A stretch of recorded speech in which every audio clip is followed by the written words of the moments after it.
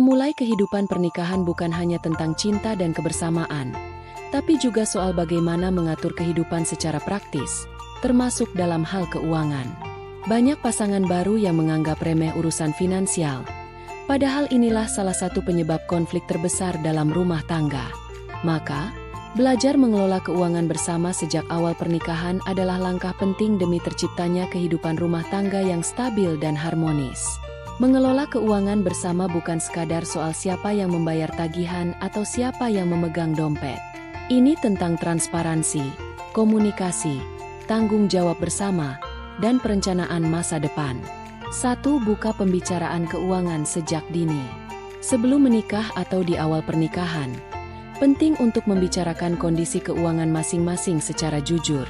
Apakah ada utang? Berapa penghasilan masing-masing? Apa tujuan finansial jangka pendek dan panjang? Keterbukaan ini akan membangun kepercayaan. Jangan tunggu sampai ada masalah baru membahas uang. Jadikan komunikasi soal keuangan sebagai kebiasaan sehat dalam rumah tangga. 2. Tentukan gaya pengelolaan keuangan. Setiap pasangan punya gaya berbeda dalam mengelola keuangan. Beberapa model yang umum digunakan. Gabung total.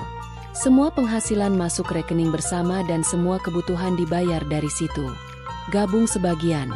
Masing-masing tetap punya rekening pribadi, tapi ada rekening bersama untuk kebutuhan keluarga.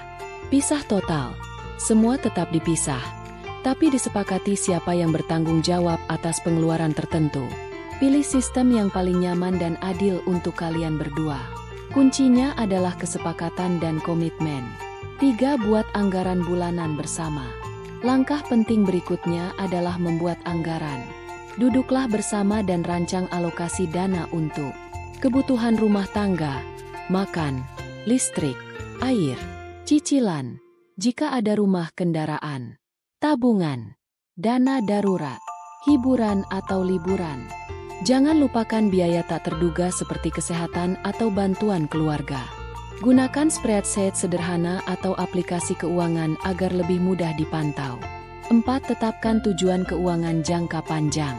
Diskusikan mimpi kalian bersama. Apakah ingin membeli rumah dalam 5 tahun? Apakah ingin punya dana pensiun? Apakah akan membiayai pendidikan anak secara mandiri? Tujuan ini akan membantu kalian lebih disiplin dalam menabung dan menghindari pengeluaran impulsif. Memiliki visi keuangan yang sama juga memperkuat kemitraan kalian sebagai pasangan. 5. Siapkan dana darurat sejak awal. Banyak pasangan baru yang mengabaikan pentingnya dana darurat. Padahal, hal ini sangat penting untuk mengantisipasi kehilangan pekerjaan, biaya pengobatan mendadak, keperluan tak terduga lainnya. Idealnya, dana darurat sebesar 3-6 bulan biaya hidup harus mulai dibangun sejak awal menikah. Tidak harus besar langsung, tapi konsisten menabung setiap bulan. 6. Hindari gaya hidup berlebihan. Awal pernikahan sering diwarnai keinginan untuk menikmati bulan madu terus-menerus. Wajar ingin menikmati kehidupan berdua, tapi jangan sampai terjebak dalam gaya hidup konsumtif. Belanja barang mahal hanya demi gengsi. Makan di luar terlalu sering. Cicil banyak barang sekaligus. Prioritaskan kebutuhan, bukan keinginan. Hiduplah sesuai kemampuan agar tidak menumpuk beban di kemudian hari. 7. Bangun tabungan dan investasi bersama.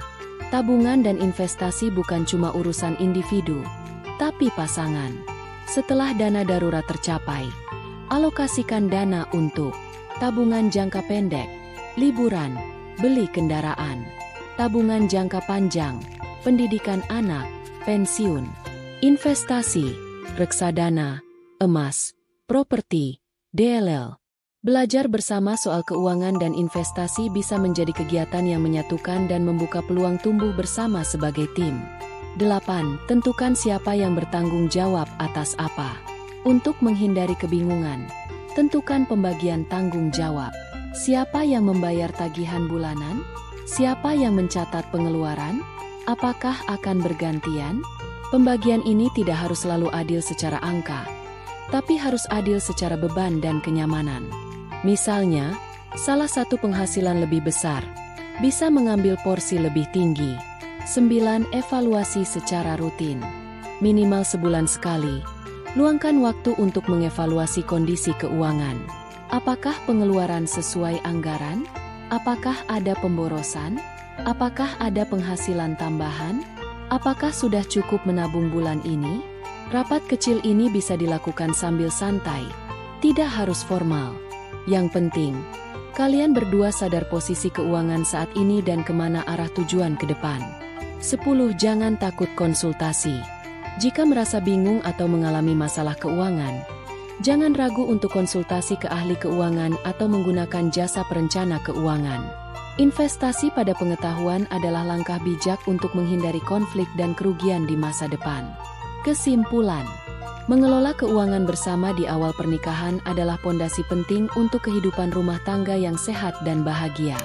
Bukan soal siapa yang lebih kaya atau siapa yang mengatur lebih banyak, tapi bagaimana kalian berdua bisa menjadi satu tim yang saling mendukung. Dengan komunikasi yang terbuka, perencanaan yang matang, dan kesepakatan yang jelas, masalah keuangan bisa dihindari. Bahkan, dari sini bisa tumbuh kepercayaan, kedekatan, dan kesiapan untuk menghadapi tantangan hidup bersama. Ingat, rumah tangga bukan hanya tentang bertahan, tapi tentang tumbuh. Dan keuangan yang sehat adalah salah satu akar dari pertumbuhan itu.